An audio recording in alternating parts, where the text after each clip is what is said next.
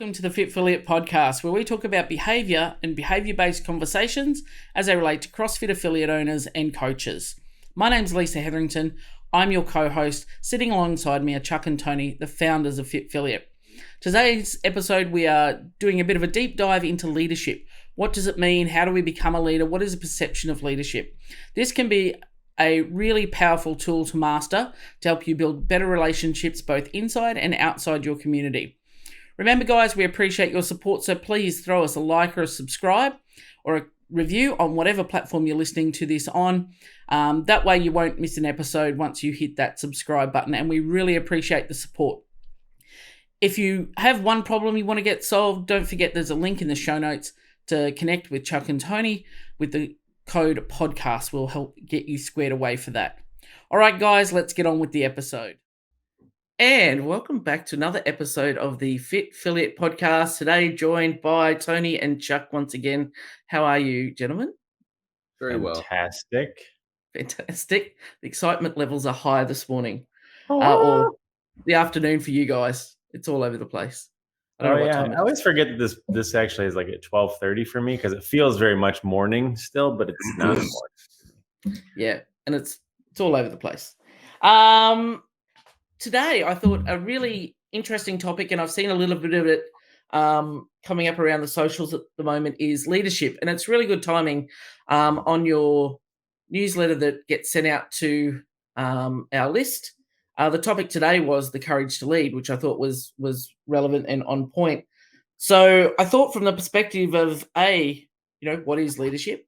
And a really good quote that I was reflecting on when thinking about this episode is when we had Tosh on, and his quote about lead, don't chase. And I think it's relevant for a lot of affiliate owners that get sucked into the trap of chasing, every shiny object to try and have the new best thing. So, yeah. Here we go. They don't chase shiny objects. What do they think? They're cats jumping around all nimbly-bimbly? Maybe that was just me. Tree to tree. Tree to meow. tree. Let's talk about this meow. Yeah. Okay. I mean, I hate the word leadership only because I feel like the internet has essentially killed it these days, right? I think that there's the problem with the term leadership, I think, is the root problem that is leadership as a whole, is that that word itself is like a vessel. It's a container word. There are a lot of things happen, and a lot of identities and a lot of insecurities and a lot of beliefs and a lot of entitlement and a lot of things exist inside that word. And unfortunately, it's just thrown around a whole lot. And respectfully, it makes sense because this is obviously, business centric, and obviously leadership becomes a part of it. But I think rather than trying to encapsulate this conversation to the term leadership, it's just, what do I do now that I found myself in control of other people, in control of a business? And does that make me a leader? And what do I do with it next? And I think that's the eternal frustration or challenge that is present to most affiliate owners, in my opinion. Yeah. I mean, I think that it's a fair bet that most people did not seek the positions that they end up in as affiliate owners or as higher level coaches deliberately seeking leadership. It happened to be an incidental byproduct of the role that they found themselves in, rather than a need they were looking to fulfill, a skill they were seeking to pursue, or even something that they built any awareness around, like how big of a piece it is the further you go in the game. But I think that, once you realize that, it's super simple to take an initial step back to look at, all right, why are we struggling to lead? Why are we struggling as leaders? Well, on the most basic and literal of senses, what is a leader? What do they do? Well, they, Hopefully lead, set the course. Right. So like if we can't use the word in its own definition, they usher or guide a person or a group from one place to another destination that is like mutually agreeable. Well, if you don't know the destination, that's pretty hard to hold up the other side of it. So potentially you can move in the right direction. do you have enough of a sense of what the right direction is? And I think that that's a big gap. And so I would say that it's a fair piece that most of us don't have the most concretely well-defined, super specific, nuanced end game big picture goals. We have general senses of things that we would like to do and accomplish and have and be. But I think to some degree, in the context of leadership, the big goal for a lot of people is fairly fuzzy. And so that's kind of problem number one. Hey, I'm not exactly sure where it is that I'm trying to get all of us together to get to. Cool, fair enough. If you don't take the step to recognize that we can at least view things on the idea of a continuum as like closer to something better or closer to something worse, like in any given decision, we can be moving in the right direction. A failure to really recognize that and observe it is like they exist in this gap where they're like, if I don't have the exact route to the exact goal, I don't really know how to lead at all.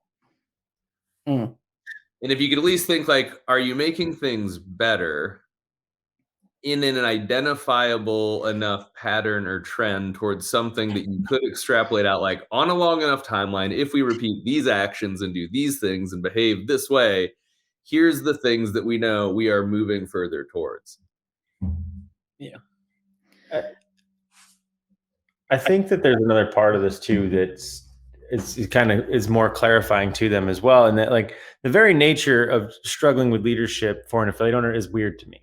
It's very odd because if we get to if we strip down the nature of what is a leader and what is leadership past like this, I think assumed or I guess confused sort of definition of what is a leader, right? Like I think leadership, again, back to what I was saying, is thrown around so much. Maybe that's because like, people tend to think about leadership as like the boss, the general, the person in charge, right? Like leadership is like a title. It's essentially it's earned, it's whatever, but it's not, right? It's never been, it's not supposed to be. And anybody who's, an identifiably great leader ultimately probably does not find themselves or consider themselves to be quote unquote the boss, right? They simply are doing exactly what Chuck just defined, which is essentially leading somebody from point A to point B. That is the very nature of the definition of what is a leader. It's the opposite of follower. Right? It's your job to take them where they need to go from A to B. And the reason why I say that this is interestingly a problem for affiliate owners is that the very nature of a leader is the very nature of a coach.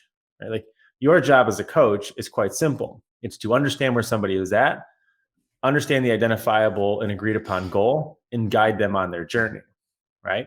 And so most affiliate owners, I would assume, would agree that they or believe that they are a good coach.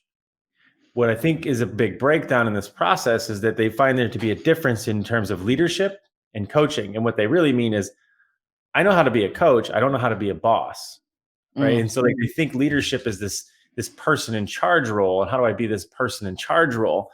But that's not really what leadership is. It's really just about taking them from A to B. And I think where this becomes confusing is that you have employees, you have followers, you have people who look to you for the answer, and that it is your responsibility to guide them to whatever this vision is. And I believe that because they end up being the boss, they feel like there's some degree of difference in it. But like an employee truly is really no different than a client. Right? It's your job to understand what are the pain points for them, where they're trying to escape from, where they're trying to arrive to, and then help them understand the journey. Naturally, I think there's another point of confusion there that like most business owners are like, well, no, but I want them to go towards my goal. Well, your goal is your goal because we identified or we agree that it's the best goal for the masses. It's not the best goal for you as a person. So if that's the case, then it should be very easy to guide them on that journey. So it's weird to me that quote unquote professional coaches that elevate themselves to the ownership of an affiliate also struggle with this problem of leadership. To which point Chuck and I almost always unanimously ask, well, have you tried coaching them? They're like, huh? What? No, I mean, like, how do I lead them? Like, well, have you tried coaching? Right. And so they just think there's a disconnect there. And I think that maybe the bigger breakdown is that people don't truly understand what coaching is. And I think that there is a struggle, or the dilemma that you have as an affiliate owner is, I'm supposed to lead all these people in this direction, but I need them to help me get there as well, but they're not doing anything. They're not helping me. And as a leader, you're supposed to inspire the masses, and that is one particular struggle when people think about, well, leadership, like, I should be leading my tribe along with me, but no one's coming. Well, there's a huge gap. And inspire the masses, that's fucking great. That's aspirational. That's incredible. But did you start with helping them understand the basics of where you're going and what needs to be done to get there? Mm. In a very basic sense, and so if you think about things as skills that can be learned, developed, and things on a continuum, if we're thinking big picture, high level leadership, begin at the beginning. How well equipped are most coaches based on the leadership of their owner structure and just doing the most basic pieces of their job? Did anybody lead you to the proper setup for a class? Did anybody lead you to the proper delivery of the service? Did anybody lead you to really understand the value, the mission, the vision of the gym? Or are you just somebody that kind of happened to accidentally ascend into the place that you're in because at different levels you just solved a problem and here we are? Mm. Dude, fucking fair enough, right? That's how a ton of the journey is curated for a lot of us, especially early on all sides of it, as owners and also as coaches. Yep. But when you know better, do better. Mm. And did it drive you fucking nuts as a coach when you didn't know where anything was in the gym that you needed in a true operational sense and that you didn't really get any guidance on it? And it could be as basic as shit, that rower just died. And I don't actually know where the fucking screwdrivers or the batteries are. And I'm today years old when I realized that a very important piece of how I do my job, I have not been equipped to do. I'm right. And how many other examples do we have that sit way below inspire the masses? Yep. Yep. So, there is a big gap to cross, and a lot of it is in your benefit to figure out, if for no other reason, that it will make your life better as well as the lives of those around you. But start somewhere. Mm. I think we can agree that every affiliate owner, we'll give them the benefit of the doubt. Every affiliate owner is a good coach, right? And I think that's a universally agreed upon truth. Could they be better coaches? Sure. Are they worse coaches? Whatever. So I think that we know how to coach them, which means you know how to lead people. Inevitably, you are effective at getting people to make better decisions for their future, agreeable or otherwise. So that I don't think is an actual problem. I don't think that you guys have a hard time or a problem with getting people to make decisions or follow you ever. Unless you find yourself accidentally owning an affiliate because the owner passed away, or you're I just thought I was going to be the cool kid if I own this thing. And there's a couple of those out there, but it's pretty rare though that you find yourself in possession of an affiliate having not followed the path of the conventional coach. Right. So I think that part we can agree that listen, when in doubt, just coach them. That's it. I think the bigger problem is that most people, when they think of the term leadership, some degree of courageousness comes to mind, courage and honor and these things, right? Where it's the leader led us to this victory, right? So I think where this becomes a bigger part of the conversation, rather than how do I get people to follow me, it's, are you taking courageous action? Are you seeing a vision for them to get behind? Are you creating a future state in which point they get excited about and they follow? That's where I think the bigger problem is that most affiliate owners don't have vision. They don't have a why. They don't have a future state that is so bold and so fascinating that anybody who's around them is I want to go to Narnia, right? And so that I think is the bigger part of the conversation. I know you can get them to where they need to get to. What I think you're not good at is understanding where we all need to get to. You're not good at creating the vision, the future state. You're not good at creating the wardrobe, so to speak, of Narnia. And that's a bigger part of the conversation. So how do they, how does someone transition their headspace around moving in that direction and bridging that gap rather than just continuing to flounder along wearing, the fluoro vest and going this way, guys, or maybe that way? I mean, the general starting point that we have is like beginning with the end in mind in a very basic sense. And so if it is, and I guess this is, just insight into the process, and I'm sure we've talked about it in previous podcasts, is the magic wand. Like assuming it all went right, assuming everything worked perfectly, if you could just be at whatever final destination you so chose, what would winning look like? Very rarely does anybody have a good answer for that. And so that's a really good place to start. We've got to establish what the ideal of heaven would be to at least set as an aspirational goal to move towards. Plus, it gives us a lot of clarity. Because I would venture to guess that if most people sat down and thought about it, and they really had a magic wand, they wouldn't want to have a gym that had 500 clients relative to where it fits into their personal life, unless they're really thinking, impact at scale. And then it probably changes into a bigger number in a different model. But if you don't even know like what you would really like to move towards, it's probably pretty hard to convince somebody else to take the trip with you. Like your best friend's one thing, be like, Tony, you want to get in the car and just kind of fucking drive around a little bit? You'd be like, yeah, sure, man. Seems like a reasonably good time. We'll probably have some good conversation. We can listen to some tunes, maybe grab a nice coffee. We'll have a hell of a day. Stop somewhere, go hike and take pictures. Awesome. But not everybody else wants to go on just kind of like a rambling road trip. Be like, hey, get in the car with me. Where are we going? Well, I don't know. When are we going to get there? I don't know. We're going to get there. Be like, this sounds like a sketchy car to get in. I don't know if I want to get in the car. Don't make sketchy cars. Like, give people a pleasant drive to opt into. Hey, we're going west because we're going to go to California. This is how we're going to drive there. This is how long it's going to take. These are the things we're going to do along the way, and this is why it's important. When you break it down like that, it's so simple, but you sort of get clouded with everything. Sorry?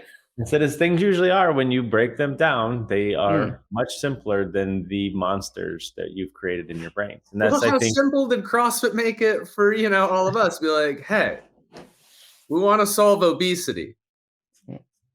Okay, here's a way that we can solve obesity. Okay, you want to try to help solve obesity with this way that we figured out that solves it? Yeah.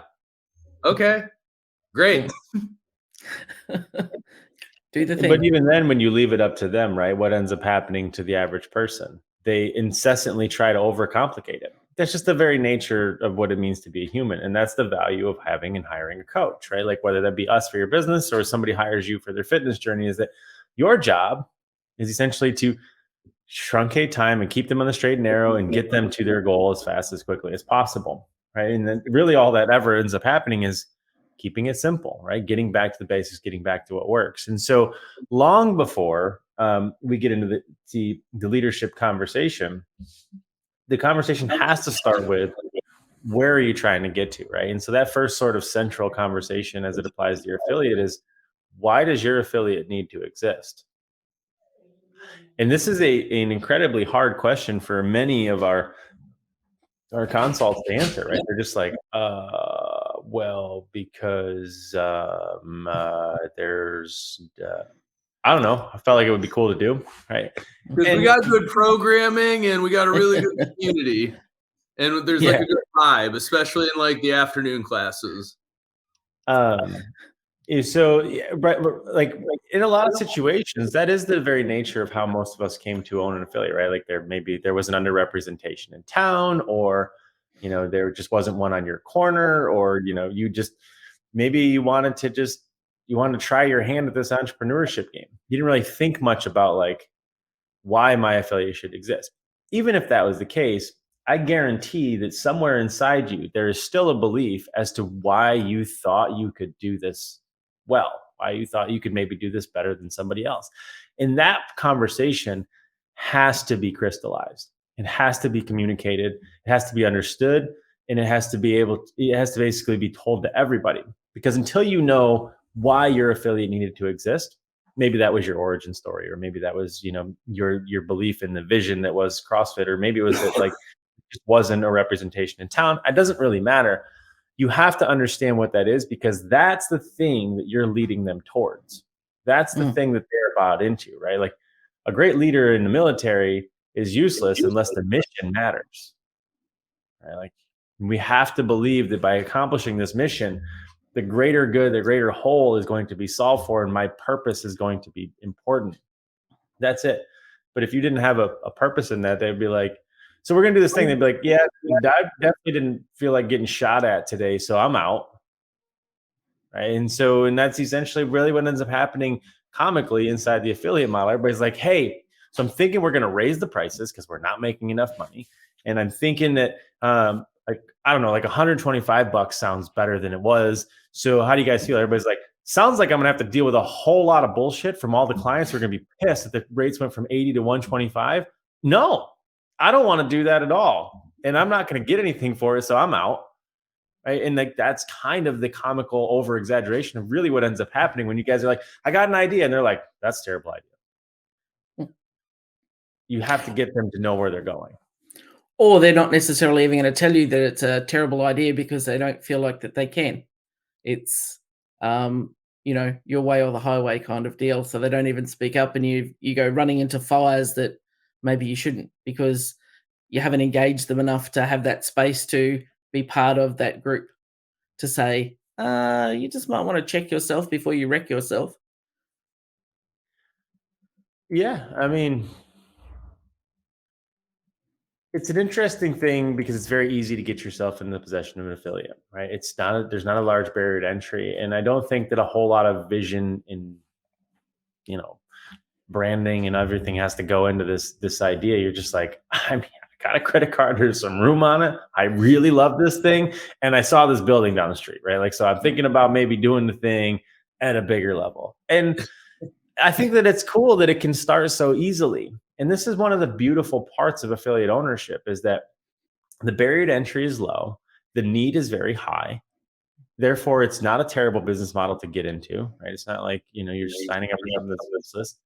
But most importantly, the lessons you'll get to learn through affiliate ownership will make you millions of dollars in the rest of your life, because you're going to get a masterclass in the stuff that matters, particularly designing things of impact that the world actually needs, and being able to communicate that skill and that need. That's a huge part of affiliate ownership, is that the beginning is easy. You're like, got me one. Now it's just my thing. Yeah. And then after that, you're like, but mine's special. I'm like, well, have you told anybody why it's special? They're like, no. Well, what's special about it?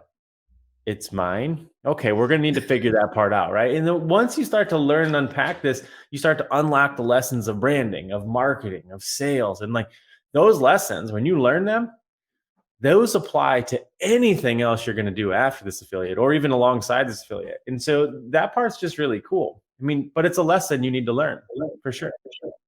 And once you start to see those things, you can't unsee them, and then you start seeking, other things out. But I guess some affiliates are like, okay, I'm in this boat now. This is my boat. This is the hill I'm going to die on. This is it. I can't look at other boats or other hills, because this is what I've picked. Build a better fucking boat. And, dude, we love affiliate owners. And for some people, it's a growth opportunity with a known endpoint from the very beginning. For some people, it is a piece of their identity to stay attached to forever that serves a greater purpose that they like restructure later on. Some people just decide that, they're happy with whatever their current existence is with it. But if you've got a bunch of headaches and problems and issues, you might as well resolve them, so at least your own life's better, even if you don't have any other desired destination, endpoint, or aspiration. Like, you could at least make your day-to-day far more pleasant by solving some basic problems. But like, Yeah, regardless of what you want to do, does it not objectively benefit you in such a great way to just like actually work to solve some problems? Mm, That's one of the best things about the affiliate model is that anything that you view as a problem, you have entirely 100% autonomy and capacity to do whatever the fuck you want about it. You mm, know, if you sink your life savings and a whole bunch of borrowed friend and family money into like having a McDonald's and then have an existential crisis about eating meat, like you're kind of fucked, buddy. You can't be like, hey guys, I think we're gonna pivot to a meatless menu. Yeah. But yeah. like, in an affiliate, anything at all whatsoever that is problematic for you, you can change it. And so maybe that's a good litmus test of some of the struggles that exist in leadership. We look at procrastination often as a wonderful tool to help us identify the things that don't really have a lot of value and congruence for us. And so, if there's a piece of the experience that you're feeling like you aren't wanting to, willing to, or able to lean into leading, and whatever that capacity is, like maybe it's just something that you change in the business. Maybe it's Mm, something that you reevaluate if you're the right person. Because if, you know, if you can lead the vision of the organization, well, a department can have somebody that leads it. And that could be your head coach. Maybe you found that, like, hey, you know what? I've made it to the point that I'm ready to work on the business, not in the business. And I'm not really here to talk about thrusters and burpees anymore. I want to figure out how we, you know, reach more of our ideal clients. I want to figure out how we build a better place in the community. I want to figure out how we actually impact our school system or our healthcare system. mm, Cool. You know who still loves thrusters and burpees? Your head coach. mm. Get a head coach, empower them, let them lead the development of the coaches because you're working on the development of the business. Like, holy shit, what an incredible life hack. You can also outsource leadership if you so choose. I mean, the moral of the story is you're not a bad leader. You're just distracted, right? That's it. That's all it comes down to. And distraction wears many hats and many masks. It just does. But like the very nature of overwhelm, the very nature of procrastination, the very nature of all these buzzwords that we know are present in our life, right? Burnout, overwhelm, procrastination. Those are very real emotions that that entrepreneurs and affiliate owners wear every single day. That is like the uniform of choice. But those things aren't, as insensitive as it may be, are not real. They're not real things. They are constructs. They are byproducts of a lack of alignment, right? Once you have a clarified vision, once you have a mission and you have an agreed upon endpoint, it's very, very easy to move very, very quickly and with all your energy towards that thing. Like you, people who have something meaningful and something that matters to work towards, they don't get overwhelmed, right? And it's not because that thing is bigger or smaller than the thing that you're working on. It's just that it is clear, it is present, and it is important, right? And so they will invest all of their time in it. Like the bigger risk is that they just don't stop working on it, right? It's like that's an even worse problem. And so the very nature of what you seek to do really needs to be stepped back from so you guys can understand really, do I have an idea of where I'm trying to go with this thing? And unfortunately, that is the piece that's missing. And that's why every single client, regardless of where you guys come in from, we start you all right there, right? Because your affiliate is special. Every one of them is. There's none that aren't. Every single one is different. There's no standardization. We have to understand, do you know what makes yours special? And then if not, we help you understand why it's special so you can communicate it. Because without that, you're not going to have a team. You're not going to have a product to sell. You're going to become commoditized. You're going to have insubordinate employees. You're going to struggle with leadership. All those things then just become infinite distractions, right? Because those are things you have to handle, right? I got to handle the programming. I got to handle the sales, and I got to handle new people and old people and this and that and all these things. And all of a sudden you're like, you're handling a lot of things, but where are you going? They're like, I don't know, but my cart's full, right? Like, and so that's the very nature of it. You can work on a lot of things, but that doesn't mean you're going to get anywhere. And that's why it starts there. Has to start there. There's no option. And I think if your endpoint can be, is something I was actually reading yesterday, is, you know, having something in your life to look forward to. So if your endpoint or the thing that you're striving to is something that truly excites you and, you know, gives you something to really drive for, you're going to carry that energy across and pull in all the resources you can, because not getting there is not an option, because you don't want to get don't want to not get to that place. Yeah. I mean, look at what happens in everybody's life when they have a child, right? Period. It's the perfect example of, it's a massive, very, very large manifestation in an observation of this, right? But like, as soon as that happens, shit just gets figured out really, really quickly. I mean, it also just raises a lot of things to light where you're just like, whoa, I didn't even think about that until all of a sudden this little thing matters more than me, right? And like, that's the very nature of it. And so, because really all that does is it gives you something bigger than yourself to work towards, and it's really easy to be on board, right? It's really hard to not be on board when you're like, that's the cutest fucking thing I've ever created, ever. I couldn't even possibly, how did I do that, right? Like, everything becomes centered around like, just keep it alive, right? And like, and overwhelm, distraction, all those things, they're not present in that conversation. You might feel very stressed out, and you might be like, I haven't slept in 4 days, and if this baby shits the diaper one more time, I'm going to lose my mind. But even then, you still keep figuring it out. Like, and that's the very nature of the conversation, right? In a very personal sense, but the business is the same way.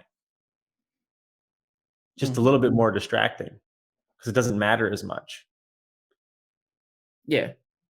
I mean, and that's a really powerful analogy, because you do want to see your affiliate. You know, I don't know how many affiliate owners I've heard say, like, the affiliate's their baby. It's they want it to grow and flourish. And I know that Matt Swift from here in Australia said at a affiliate gathering I was at once, he described the journey of an affiliate like raising a child. So your first couple of years are, the newborn status, and everything's bright and shiny and full of potential. Then you get to the toddler, and there's a few tantrums and a few things, and then by the time you get to 10 years, that's you're starting to head into teenagers, and you're deciding, like, what does this look like? Do I even want to be here? And why are they rebelling against me? And it's just an interesting analogy.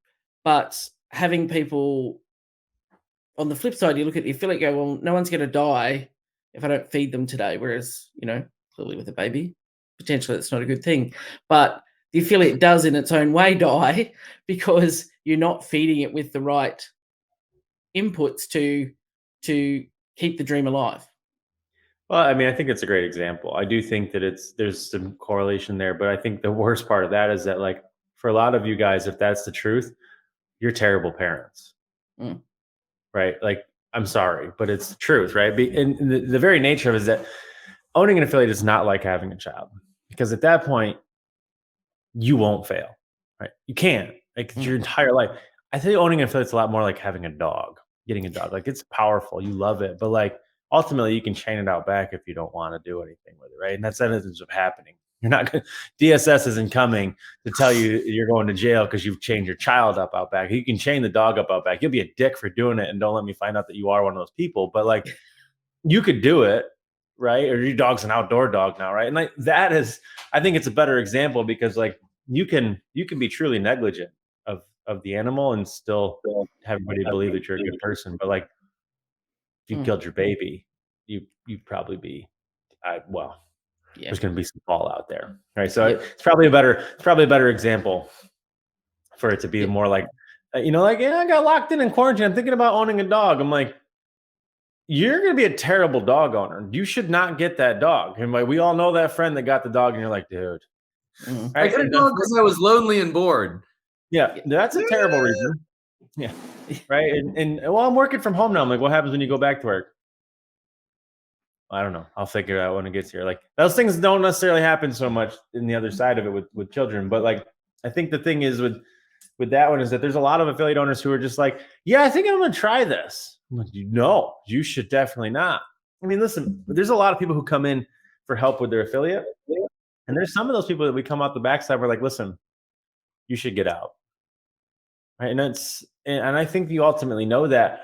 And so if you find yourself perpetually in possession of problems more than like excitement and vision and future, like, maybe you should book your call so we can help you get out of this thing. Because, maybe you did end up, getting that dog, and you're like, so before you like drop it off on the side of the road, can I help you like foster the dog so I can get it to somebody else who's going to take care of it for the rest of its life? And like, there's a big part of that conversation. There's nothing wrong with it, right? Like, sometimes you get a dog and you're like, this was more work than I thought. I've gone through 7 vacuums. It eats 42 pounds of food a day.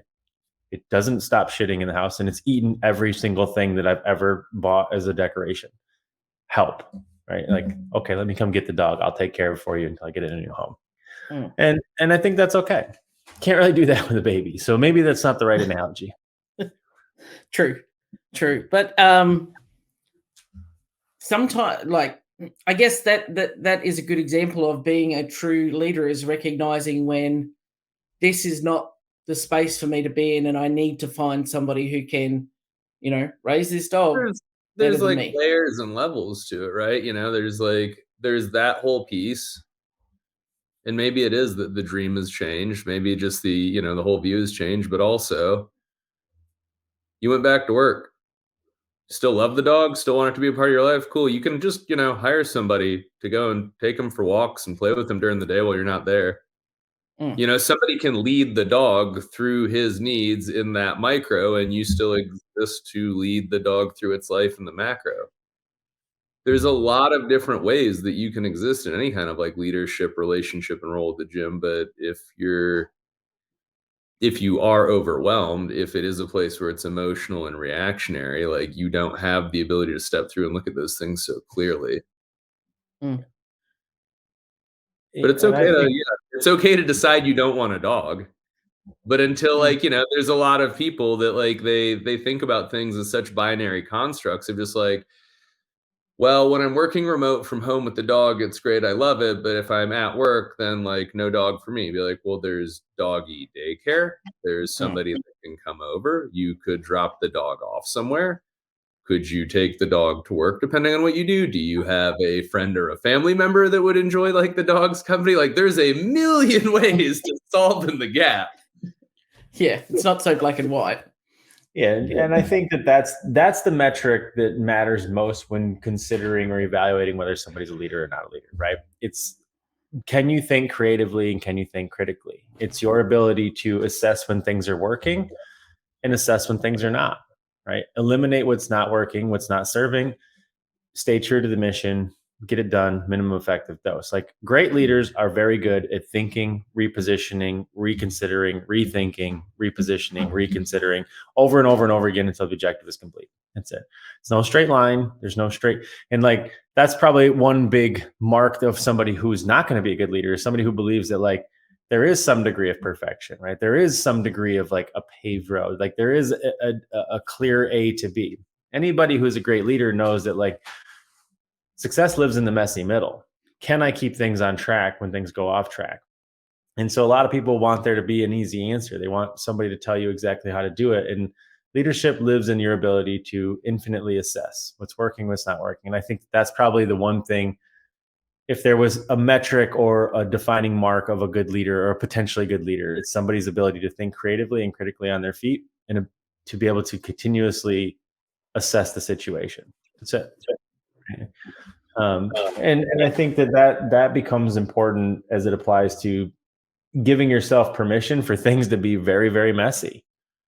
I think that's where a lot of people go wrong in leadership, is because they're like, oh, I look stupid. This is wrong, or this is broken, or this isn't what I expected it to be, or like I'm failing these people. Like the objective is what matters. The middle is not what matters. Is the mission on track? That's it. And if it's not, how do we correct? And having that, being prepared to own the actions, I guess. Yeah, I know for me, one of the books that I really got a lot out of was, Jocko's book, Extreme Ownership. And it's like, okay, well, now you're in this situation, you've got this thing, own the outcomes for it. Like, what am I owning in that? How do I, fix the situation, or how do I take myself forward? Because no one else is going to come and drag me through the mud. I think Sorry, Tony? I think that it has become very like modern and vogue that we look to these extremes of leadership from like the Navy SEAL world of like, Jocko and Goggins. And you're talking true life or death stakes. You're talking about like the sharpest, pointiest end of the spear. And so it's nice because some principles get distilled down to like the obvious answers of accountability, and responsibility and having to do the thing. But I would say that relative to where they're at in the journey, a lot of affiliate owners would be really well served, overwhelmingly well served to start with how to win friends and influence people. To just like, do you have a basic vision and goal for where you would like this whole thing to go? And like, hey, can you curate a conversation that helps somebody see we're like, dude, we're really on the same page and we really want the same things. And this is how this thing helps you reach your goals too. And let's inhabit a better world together tomorrow. I think that not to take anything away from a lot of that, and there's a lot of amazing books and resources and speakers and authors out there, but I think that ends up contributing to some of the problem where so many people struggle with stepping into a leadership role because it's so rooted in so many pieces of insecurity and ego. And you're like, oh, you're struggling with being a leader? Well, maybe you should take notes from these guys that did 9 tours in Afghanistan and lost a bunch of buddies and see if they can do it. You can do it too. They're like, I don't even know how to talk to my coaches about turning the volume down on the iPad versus the speaker. And like, man, if we got to close up the skill set, and maybe that's not the right answer for everybody, but if you've never read that and you're in a leadership position, that would be a very good resource to set you up with a better path through that. Yeah, I know that one was a very profound, lots of profound aha moments when I was listening to that book, and changed the way I did a lot of things with and learning to balance it out with that other sort of more rigid leadership perspective, I guess. Well, people we gravitate. So on one side, you define like absolute, responsibility, and that's beautiful. And then you can also build crystal clear expectations, and that's beautiful. And you can also build systems for accountability and feedback and standards to be held, and that's beautiful. And then the other piece is the art of that delivery and creating congruence with people. Like, can you really align people, help them connect, you to them to those goals to their best interest, and can you communicate it effectively? They work together hand in hand, but I would venture to guess for most people, if they had to actually start somewhere, the soft skills are probably where they're going to have more utility sooner and faster than building like a really rigid construct. But the other thing will become necessary the further you go, especially for eliminating problems before they exist. And so like do both, because at some point you do want a business with systems and processes and clear expectations and things that create repeatability, and that's necessary. But then actually work on guiding people through it. Don't just create a thing, tell everybody, hey, starting tomorrow, this is what we're using. That's how it is. Nobody knows why. Nobody knows how. Sucks for everybody. Leadership's simple. It really is. I mean, I think that our human penchant for gravitating towards the extremes, right? Like, and it's no real offense to, people like Jocko and Goggins, right? But like Chuck just said, there almost becomes this obsession with that sort of like, I don't know, toxic leadership, I guess, to some degree, like where we tend to think that like it's this thing where leadership is like up at 4 a.m. yelling at people's faces and going hard, right? Like, and there's nothing necessarily wrong with those things, right place, right time, etc. But like leadership is simple, it's pure, right? Go back to the episode with Tosh, right? It's your ability to believe in the people more than they believe in themselves, because they're going to carry out the mission, and that's what a leader does. That's all leadership is. Right. When you own an affiliate, when you own a business, you end up with employees because you need them, right? And you have to believe in them, because if you don't believe in them, they shouldn't be there to begin with. And so that's really where it all starts. If you want to be a good leader, it starts with care, right? It's your ability to believe in other people more than they believe in themselves, and then pulling from them that belief that you see in them and they don't.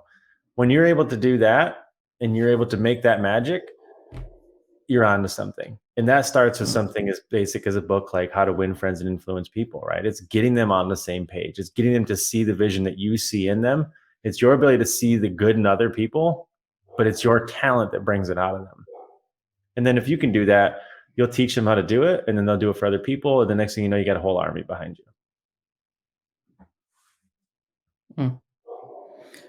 Mobilize the mission. And it's not me, it's we, right? That's just how it's always going to be. And if it's me, it can't be. That's essentially the internal motto to the whole company, right? So, and I think that, every affiliate I've ever met would love to have more people behind them, right? I think a lot of affiliate owners find themselves marooned on this island that they've built in their own office, and they feel completely alone. And most of that is a thing that we call mental isolation. And it's simply just you get yourself into a place due to lack of vision, lack of traction, lack of momentum. And the next thing you know, the walls get bigger and thicker and deeper, and the lack of ability to relate gets worse and worse and worse. The next thing you know, you've got this team that's disconnected, displaced, and disjointed, and then you're more isolated than ever. It's a simple solution. You're just going to have to involve somebody else in the process so they can get you back to the basics, back to the why, get you back to the vision, so that you can see past the distraction, the smoke, and the fire, and get to the bigger picture. And I think in the email that went out this morning, the mail out, it's leadership doesn't mean loneliness. Leaders have leaders, coaches have coaches, mentors have mentors. And you need one too. And I think also another piece of that is recognizing that, that you're not the only leader in your affiliate. You need other leaders around you, above you. To send people into leadership positions. Like people will curate their own leadership positions out of necessity. And I guess we can kind of close out on all of this. So you can be a part of curating that, or you can let it happen as a byproduct of negligence, but those roles will be occupied in a vacuum. You will end up with coaches and staff that make up for the missing leadership. You will end up with clients that make up for the missing leadership, and it might not be from an aligned viewpoint. It might not be from an aligned perspective, but you've already got people in place. Equip them with just the basic tools that give them the structure to know what to do with the leadership that they will incidentally step into. Because your coach that coaches the 4:30 class 4 days a week for 2 years, he has a lot of leadership of that tribe. Yep. So it can even be a part of your tribe, the greater vision, the bigger thing you're trying to lead them with, or it could be operating totally in some wild incongruence. But dude, it's going to happen no matter what. It's very easy to paint a picture that's the best for everybody. Because that is the affiliate winning, is more people's lives are saved and changed, and all of the staff make more money, and the coaches have a better life, and the business is more stable, and there's more families that get saved. So everybody really wants the same thing. All you have to do is start curating a vision of how that comes to exist. Get a coach to help you. Could be so simple. Very simple. All right, gentlemen, on that note, I think that's a good note to stick a bow on this one. High five out. I think it was a great episode and some more great insights, and I look forward to our next one. I'll talk to you both soon. See you soon. Yes, you will. See ya. Thank you, my friend, for listening to the Fit Affiliate Podcast. If you would be interested in hopping on a free call with us to just kind of chat about what you think your problems are and what you think the gap is between where you're at and where you want to go, we can see if maybe we can help you along that journey, figure out if we're all a good fit to do some sweet things together. So click the link, set up a consult. Let's help you identify some problems that we can mutually solve.